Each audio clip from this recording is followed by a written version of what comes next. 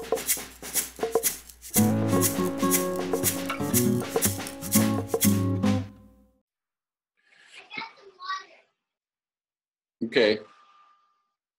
Greetings. Welcome back to Black Bear News, where we are discussing abrupt climate change.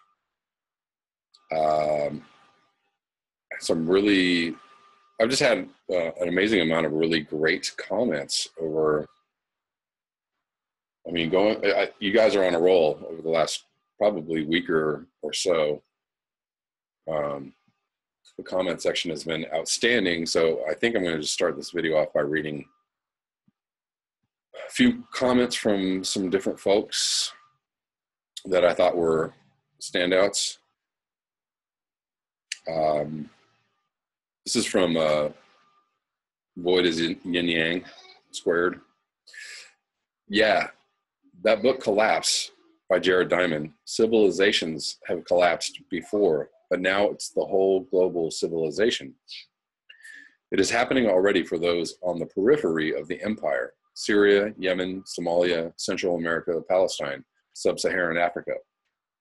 Now India and China are running out of water, and Southwest US is running out of water. All the freak storms, including wildfires, nuclear accidents, quote unquote, depleted uranium, toxic waste sites, toxic monocultural farming that is killing the oceans, overfishing, clear cutting, and burning, slash and burn for palm oil and soybean farming, mining. Yes, we have destroyed 80% of mammals in the past couple thousand years of Western civilization, spreading around the planet as ecological imperialism. Silicon Valley has the most toxic waste sites concentrated for any type of business in one area. Cell phones are killing bees, birds, and human brains being fried. Dumbed down masses addicted to the fast dopamine hits as ejaculation chimpanzee rape warfare. This is the sophisticated human civilization that Elon Musk wants to spread to Mars. 3 billion people in dire poverty. 3 people with as much wealth as those 3 billion. The rest of humanity, 90%, are wage slaves or in the rat race. Acoustic ecology: there is no place on Earth without human industrial noise, as Bernard Krause documented. Every day we wake up without nuclear apocalypse, then I'm happy. It could happen in any moment. Each breath is sacred. Ghosts are real.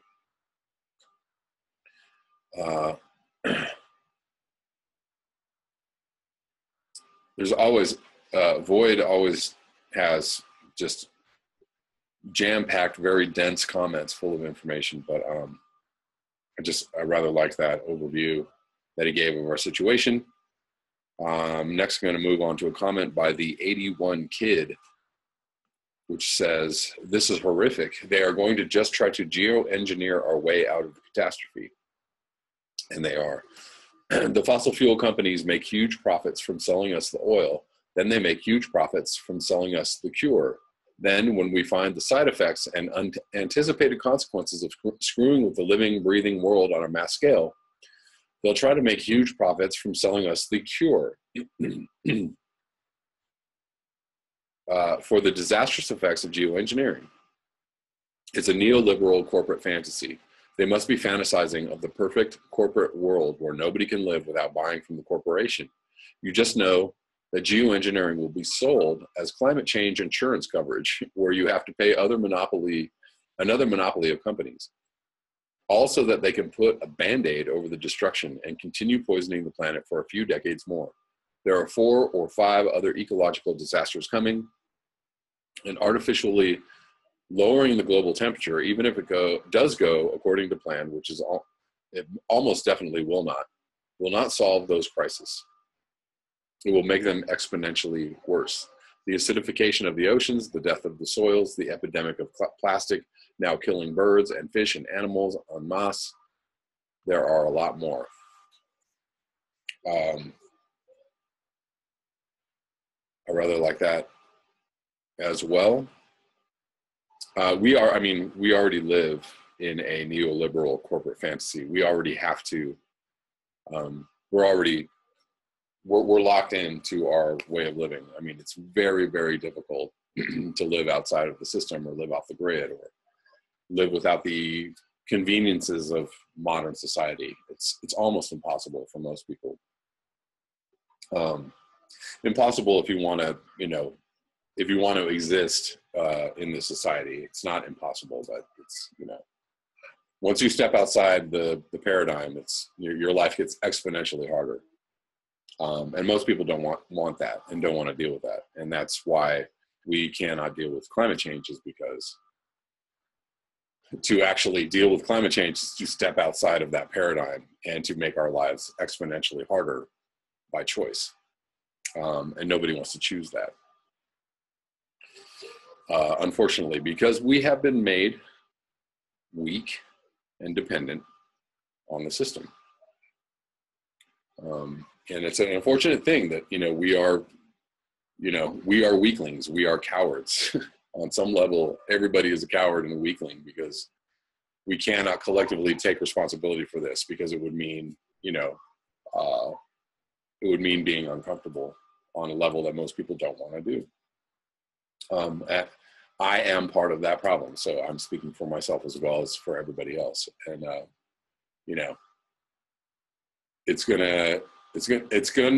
going to require, the future is going to require humans to be a lot tougher.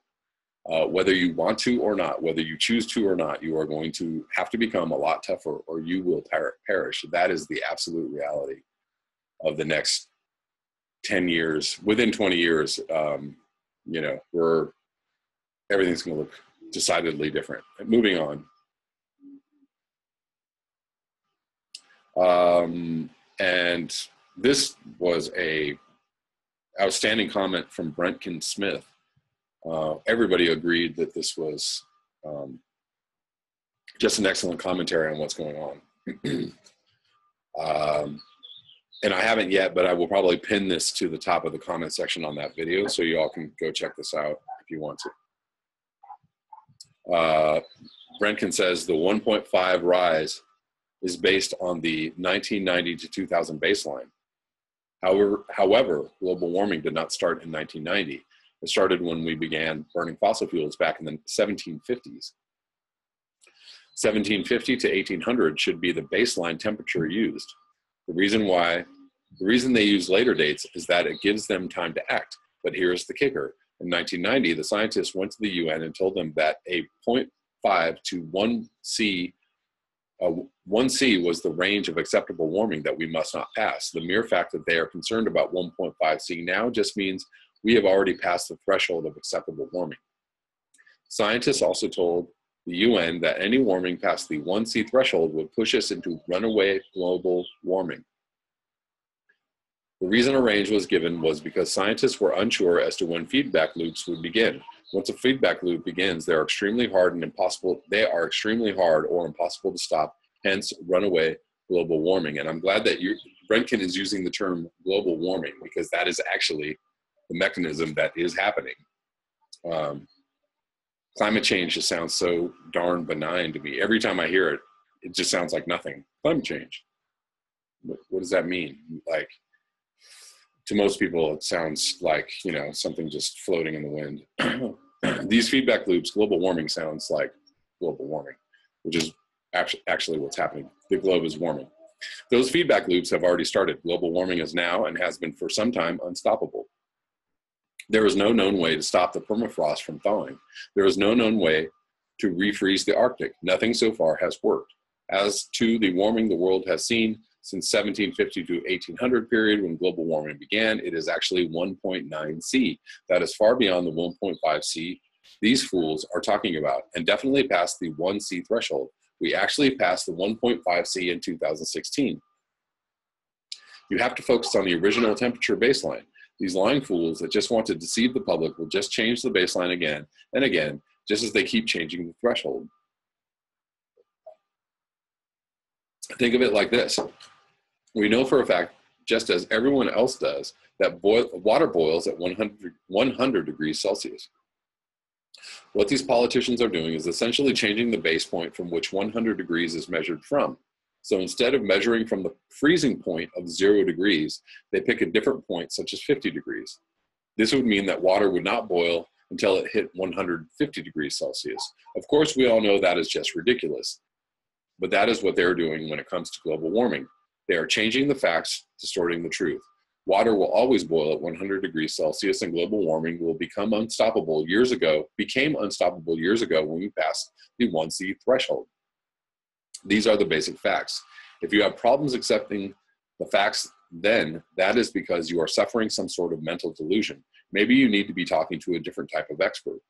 And that leads us into the mass delusion that the public is suffering. Make no mistake, the delusions is from minds who want it. People by the whole want to be lied to. It's far better than having to face the truth that we are in the midst of an extinction event. It's why people continue business as usual. I call it the age of the crazies. In a changing world, people are unable to accept the change, so they grasp onto a world that hasn't changed. That is the delusion that everyone is suffering from. Ding. The world is changing and not for the better, yet people are still paying off a mortgage. People are still putting money aside for their children's college funds. People are still having babies. Everyone is pretending the world is doing fine and they will one day reach a ripe old age and retire happily. Everyone does this. Everyone except the few that know the truth. I, for example, am aiming to live out my remaining years money-free. I will instead rely on my own survival skills and not the monetary system of society, which I know will soon collapse. I know that owning a house within a city is just buying a place where you will likely die at the hands of someone wanting what you have. I know that people will be caught unaware and unprepared when this shit finally catches up to them. I know that no child today will reach their parents' current age. A child born within the last 8 years will not reach adulthood. I know cities will become death traps as the food runs out or is no longer transported in. It is the hard truth that people can't accept, and they do so willfully. It is a wanted delusion. There is no cure. Straight gut punch from Brenkin Smith. Thank you, Brenkin. That is unfortunately where we are heading. And it's, primarily because human beings cannot wrap their minds around the truth, the reality. Not right now, anyways. I think, again, more people know than we suspect. More people suspect what is going on and will not acknowledge. But soon there will be a tipping point in humanity. There will be critical mass as far as like how many people know, and it will be impossible to ignore. And what happens then, who knows?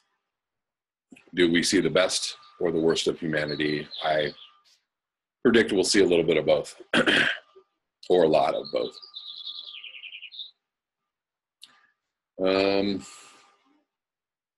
We don't have too much time for this video. We'll try and get through a couple of articles for y'all. This is from June 22nd, 2018, from Counterpunch: Slow Suicide and the Abandonment of the World. The condition of alienation, of being asleep, of being unconscious, of being out of one's mind is the condition of the normal man. Society highly values its normal man. It educates children to lose themselves and to become absurd, and thus to be normal. Normal men have killed perhaps 100 million of their fellow normal men in the last 50 years. Our behavior is a function of our experience. We act the way we see things.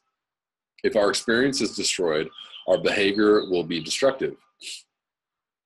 If our experience is destroyed, we have lost our own selves. That's from R.D. Laing, The Politics of Experience, 1967. The artist is the man who refuses initiation through education into the existing order, remains faithful to his own childhood being, and thus becomes a human being in the spirit of all times, an artist. That's from Norman O. Brown in Life Against Death. And I rather like that a lot. Most suicides die of natural causes, slowly and in silence. But we hear a lot about the small number of suicides by comparison who kill themselves quickly by their own hands. Of course, their sudden deaths elicit shock and sadness, since their deaths usually so unexpected, even when not a surprise, allow for no return. Such sudden, once and for all endings are even more jarring in a high-tech world, where people are subconsciously habituated to thinking that everything can be played back, repeated, and rewound, even lives. If the suicides are celebrities, the mass media can obsess over why they did it. How shocking. Wasn't she at the peak of her career? Didn't he finally seem happy? And then the speculative stories will appear about the reasons for the rise or fall of suicide rates, only to disappear as quickly as the celebrities are dropped by the media and forgotten by the public.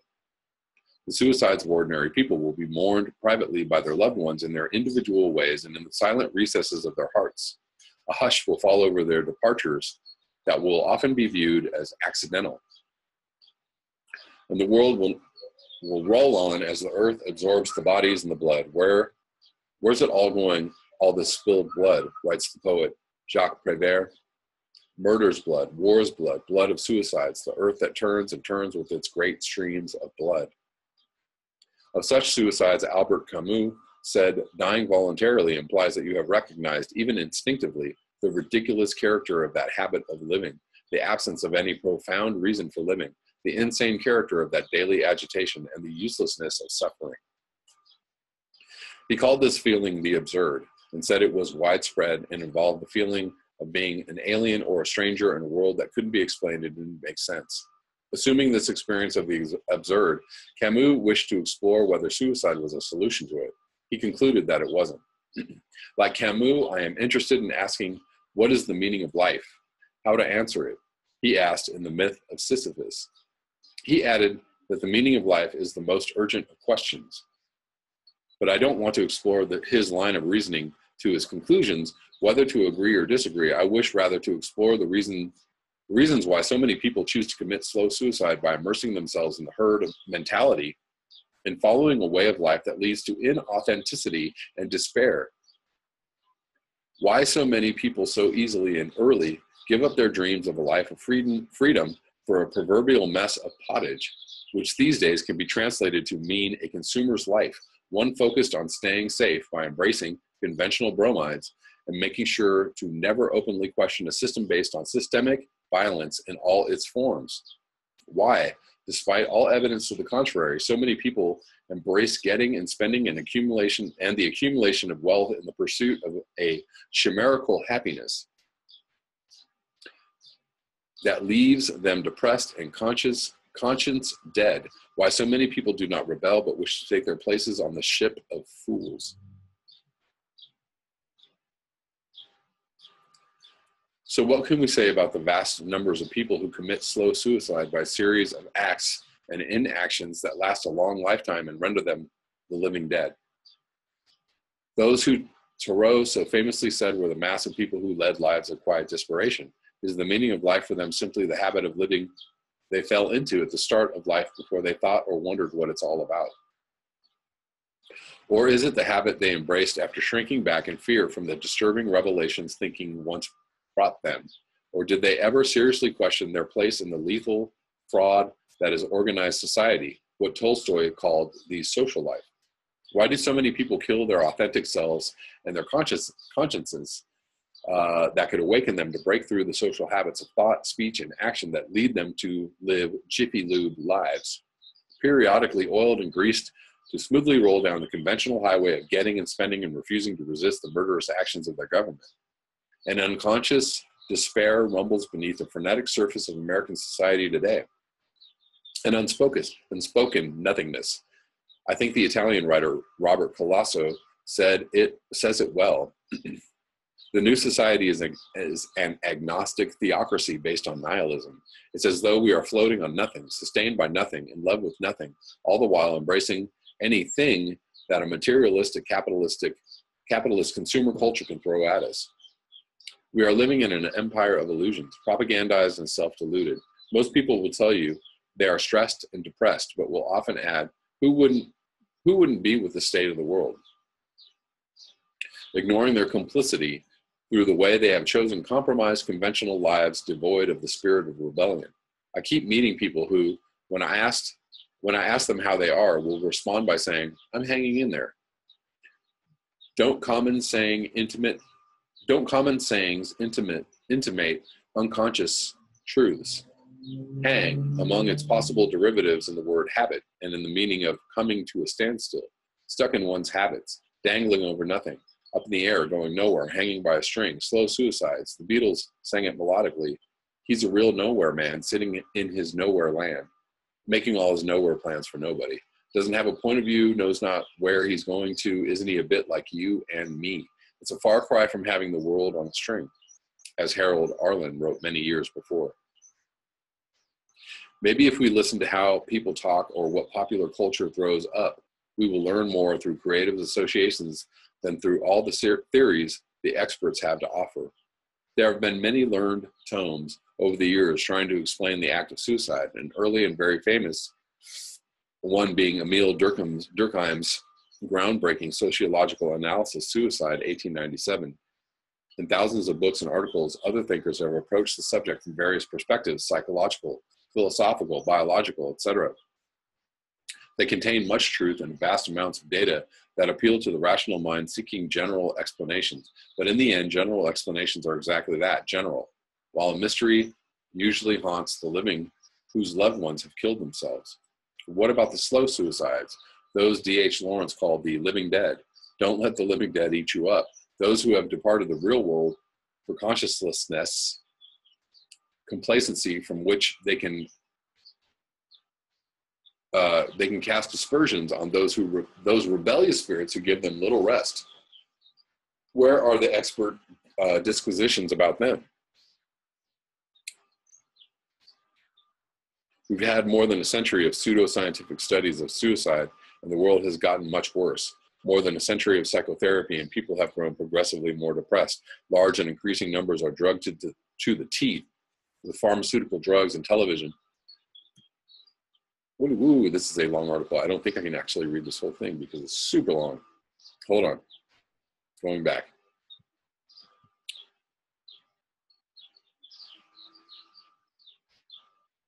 Drugged to the teeth with pharmaceutical drugs and television and the internet and cell phones and shopping and endless talk about food and diets and sports and nothing.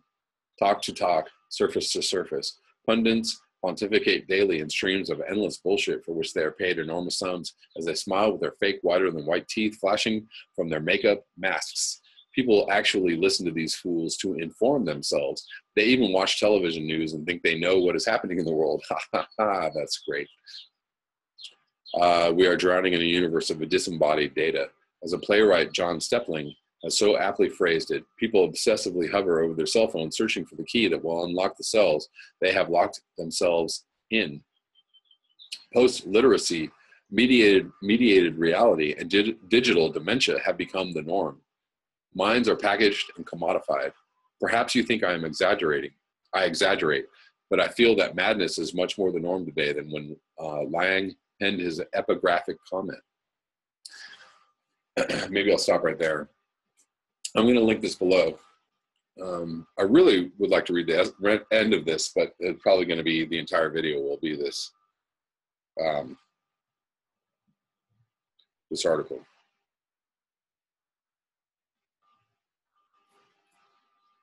Oh, screw it. I'm going to go to the end. But I just wanted to say, I believe, yes, that madness is becoming more the norm in today's society because industrial civilization just basically caters to narcissism, caters to the narcissist in all of us. And that can be, you know, when that part of your personality becomes like the main driver of everything that you do. Narcissism is a disorder for which there is no cure, by the way. So once you slip into full-on narcissism, there's no way out. There's no reasoning. There's no rationalizing with a narcissist. That's it forever and ever. Not stark raving, screaming madness, just a slow, whimpering acceptance of an insane society whose very fabric is toxic, which continues its God-ordained mission of spreading death and destruction around the world in the name of freedom and democracy, while so many of its walking dead citizens measure out their lives with coffee spoons.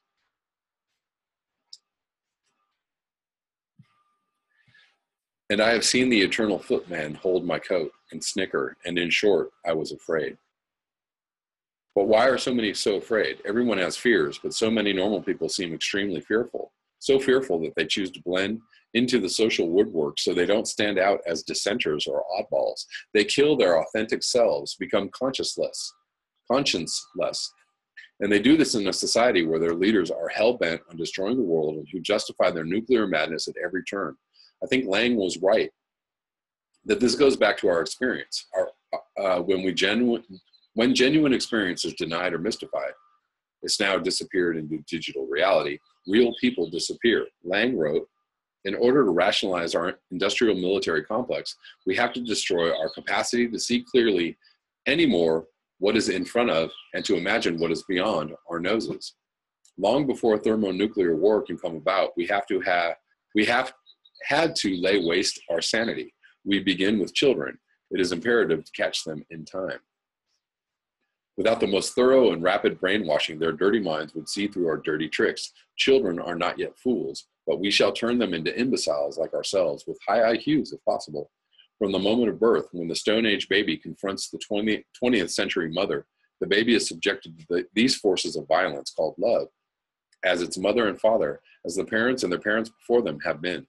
These forces are mainly concerned with destroying most of its potentialities, and on the whole, this enterprise is successful. By the time the new human is 15 or so, we are left with a being like ourselves, a half-crazed creature, more or less adjusted to a mad world. This is normality in our present age.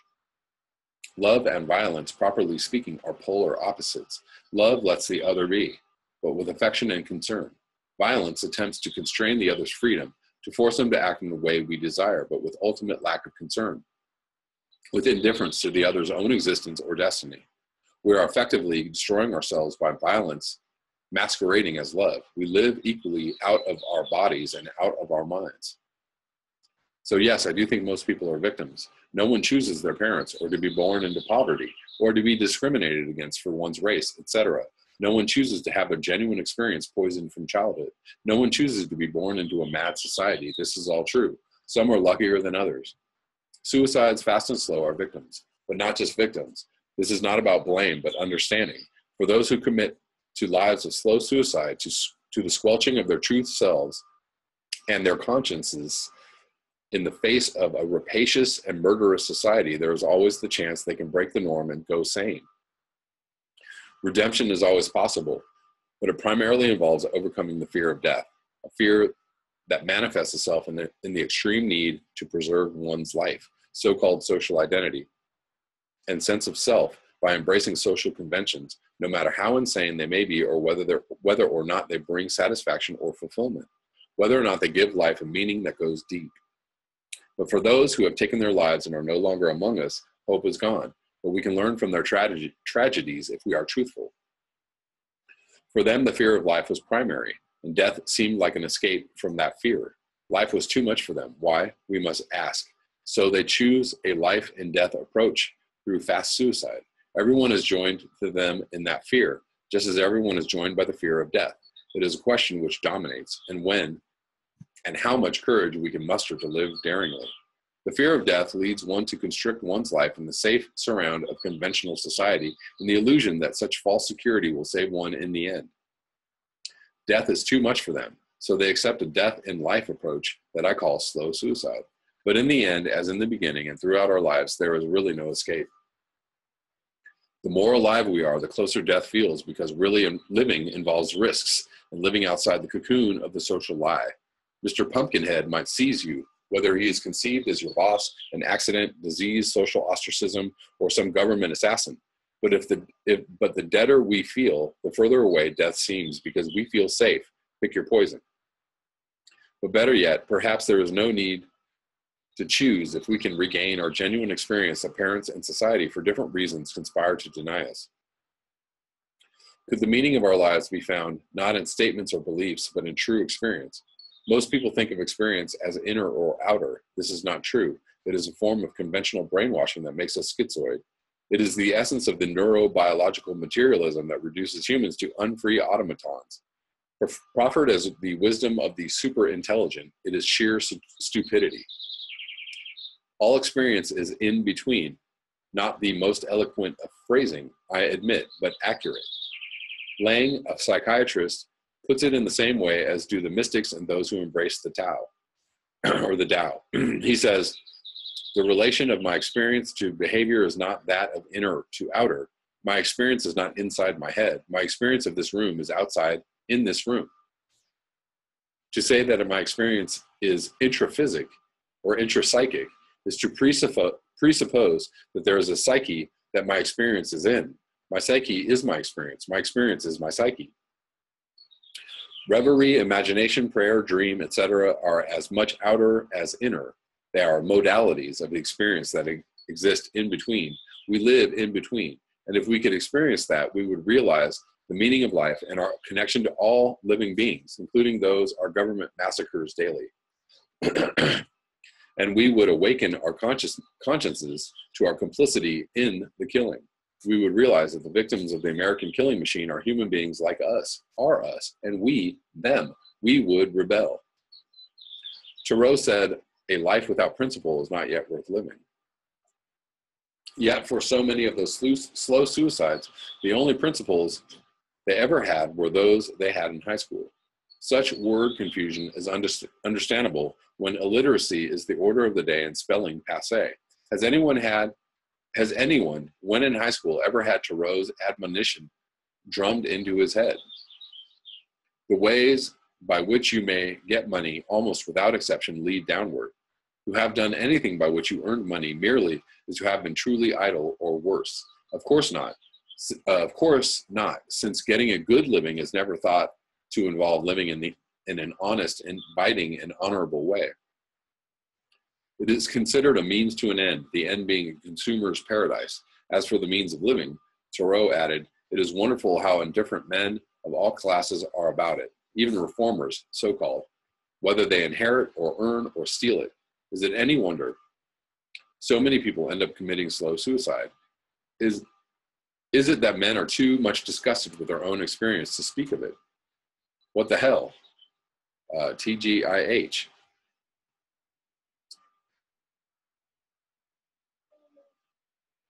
I believe the story has it that when he was in jail for refusing the poll tax that supported slavery and the Mexican-American War, Thoreau was visited by his friend Ralph Waldo Emerson, who asked him, Henry, what are you doing in there? To which Thoreau responded, Ralph, what are you doing out there? Today, however, most folks don't realize that being outside their cells is being in them. And such imprisonment is far from principled. That's not a text message they're likely to receive. I recently met a woman, where or when I can't recall. It might have been when walking on the open road or falling in a dreaming hole. She told me, if you look through a window, you can see the world outside. If you look in a mirror, you can see yourself outside. When you look into the outside world, you can see everyone inside out. When the inside is seen outside and the outside is seen inside, you will know what you face. Everything becomes simple then. As she looked straight through me and my face fell off. That article was by Edward Curtin. I hope you all enjoyed that. That is going to have to be the only thing I read today because I just do not have any more time. Thank you all for your wonderful comments. There were many more that I wanted to read and I didn't have time to get to them. Perhaps I will do a more extended comment reading in the next day or two. Also, thank you for your wonderful, very helpful donations. I really appreciate it. Received some very helpful donations in the last few weeks. If you would like to support this channel, you can do so at the links below. Thank you so much for your ears, your eyes, and your conscience. Until next time, peace.